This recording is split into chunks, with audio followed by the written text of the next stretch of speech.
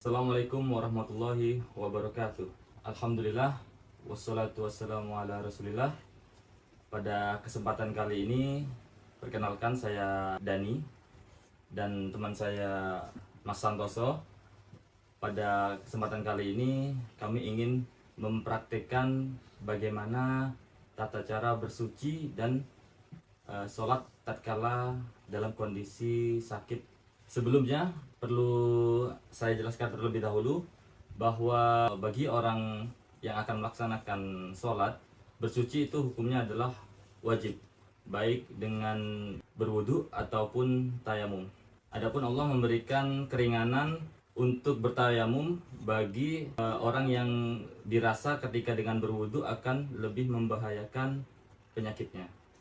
Langsung kepada proses berwudu, sebenarnya dilaksanakan seperti pada umumnya, seperti biasanya, namun ada beberapa sedikit perubahan, mungkin karena terpasang beberapa alat medis seperti infus, adanya perban, dan adanya selang urin atau selang kencing. Apabila pasien menggunakan kateter urin, dalam artian urinnya itu ditampung di dalam suatu alat, maka wajib untuk dikosongkan terlebih dahulu. Semisal kantong urin seperti ini masih dalam kondisi kosong, ini seharusnya apabila masih ada isinya itu harus dikosongkan dan ujungnya harus dibersihkan. Bisa dengan langsung disemprotkan atau dengan kasa yang basah lalu dikeringkan dengan kasa kering. Kita langsung masuk kepada tahapan berwudu. Yang pertama adalah dengan niat terlebih dahulu. Niat itu tempatnya adalah di dalam hati, lalu mengucapkan basmalah. Bismillah. Baik. Yang pertama kita pasang terlebih dahulu handuk untuk melindungi bagian tubuh yang lain agar tidak basah. Oke, seperti ini. Lalu untuk tahap yang pertama adalah mencuci kedua telapak tangan. Kita bisa menggunakan spray seperti ini untuk membantu memberikan air kepada pasien. Dan perlu diketahui ada perbedaan dengan mencuci dan mengusap. Untuk mencuci itu dipastikan ada bulir-bulir air yang mengalir, itu sudah dianggap sebagai mencuci atau membasuh. Kita langsung pada proses mencuci telapak tangan terlebih dahulu. Silakan dilakukan, Mas.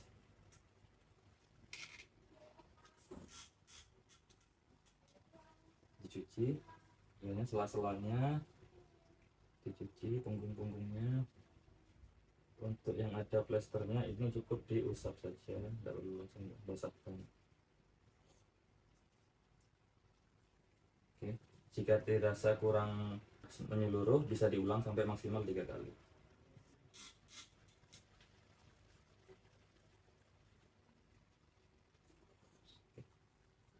Selanjutnya adalah proses berkumur. Untuk berkumur kita sediakan gelas berisi air untuk pasien berkumur dan baskom untuk membuang air kumurnya. Silakan.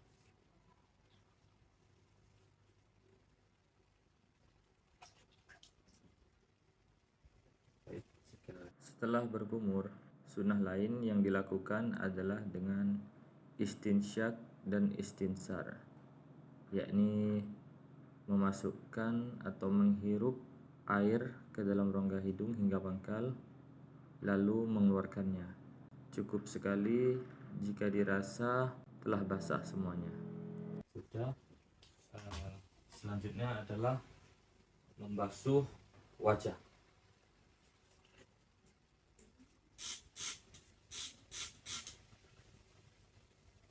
Pastikan semua anggota wajah dibasahi semua, dan jangan lupa bagian jenggot karena termasuk bagian wajah. Jika dirasa kurang, sampai maksimal 3 kali.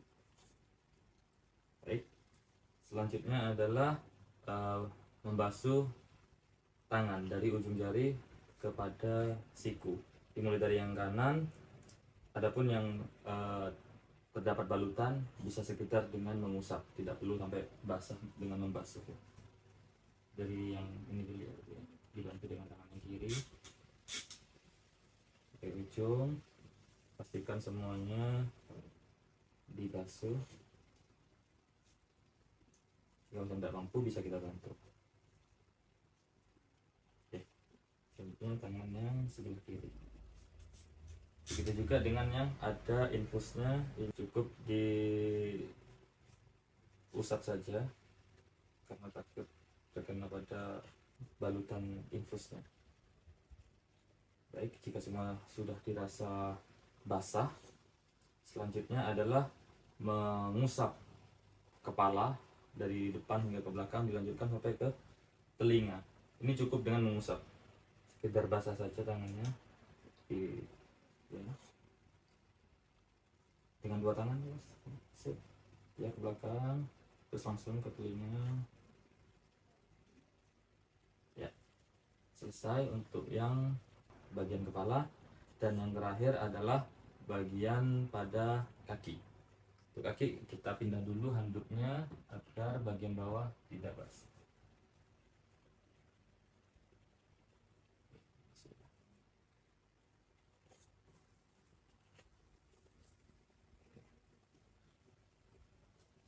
Ini adalah membasahi kedua kaki, dimulai dari yang kanan, dari ujung sampai ke mata kaki ya.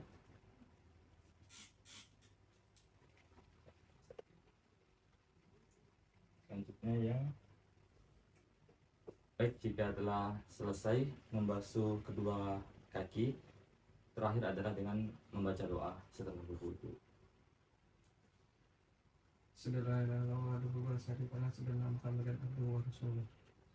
Baik, selanjutnya saya akan menjelaskan mengenai tata cara bersuci dengan bertayamum.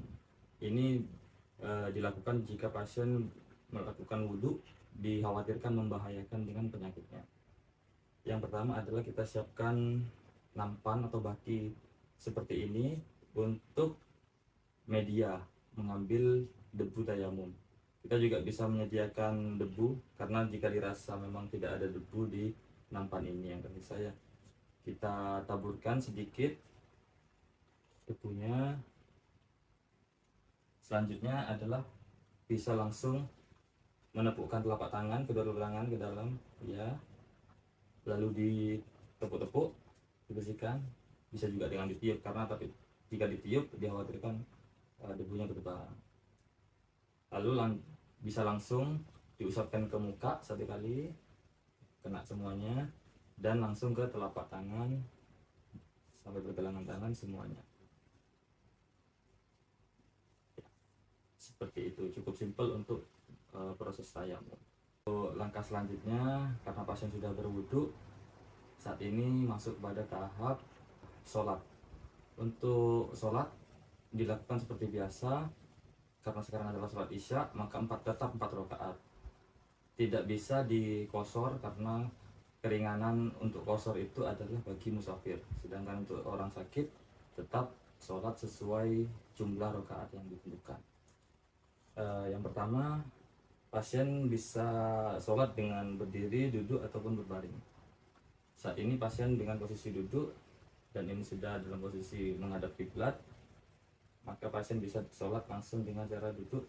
Yang pertama seperti biasa diawali dengan takbiratul ihram, lalu untuk rukuknya nanti bisa dengan mencondongkan badan sedikit ke depan. Coba untuk rukuk. Untuk itidal itu kembali ke posisi semula. Itidal semula ya, duduk seperti semula. Lalu untuk selanjutnya adalah posisi bersujud. Untuk bersujud condong ke depan, namun lebih rendah daripada saat rukuk tadi. Coba mas untuk sujud.